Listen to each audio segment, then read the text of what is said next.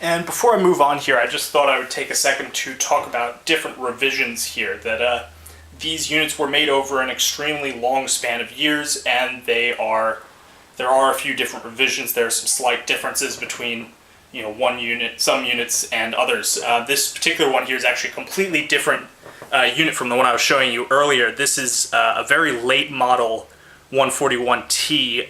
It's actually, according to the serial number on the back, it dates to 1985, so this would have been very late in the life cycle of the 141T. Overall, pretty much the same thing here. You've got your low voltage power supply here and your high voltage power supply here. Instead of those vertical potentiometers, you have these normal sort of blue kind that you'd see, basically you'd see, nowadays even. And overall it's the same layout, but I thought I would note that yours may not necessarily look exactly like mine. The one I was showing you earlier is from about 1973.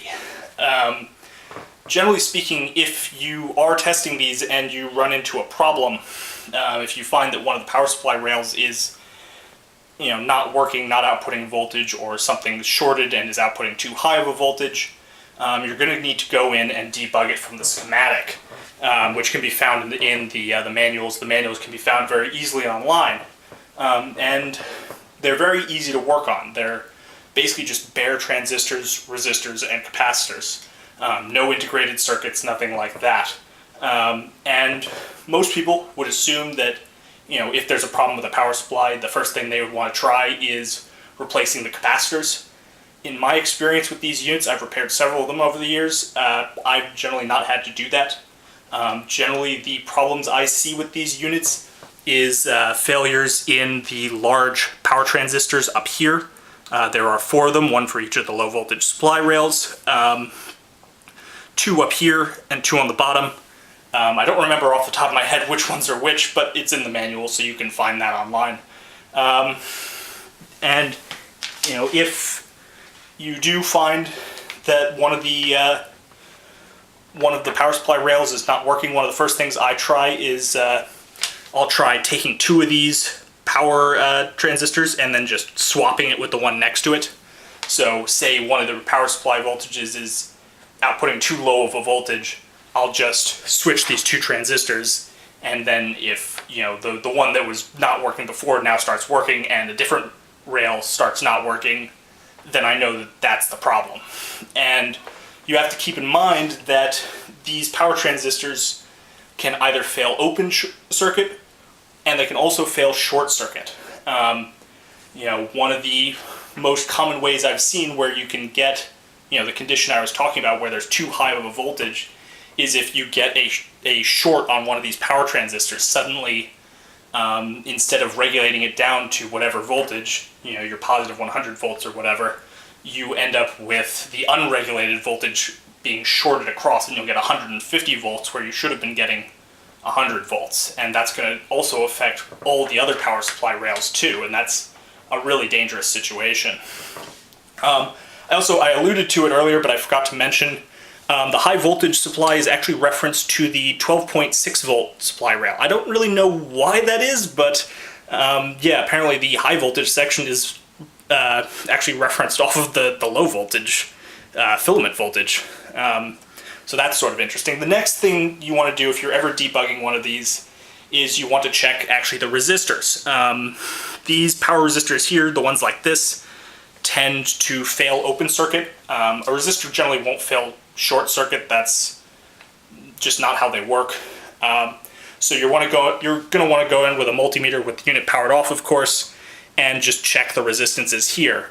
Generally, if you're testing them in circuit, you need to be mindful that sometimes other components on the board are going to affect your resistance measurements.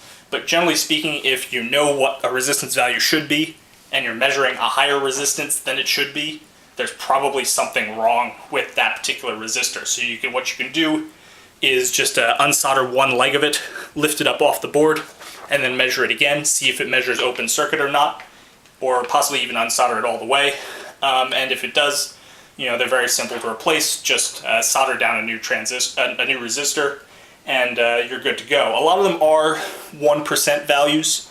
Some of them are not totally standard, so you might not have it on hand, but you can, in some cases, just connect multiple resistors together. You can actually see right here one where I've actually replaced one of the 200K resistor with two 100K resistors in series.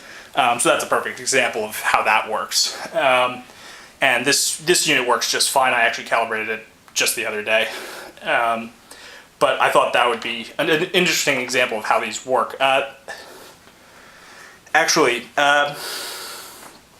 thing I would mention is that the next thing you should try after the resistors is you should then pull up the schematic and begin mapping out what the voltages are. A lot of the schematic will mention reference voltages. They'll say this voltage at this node here should be roughly this.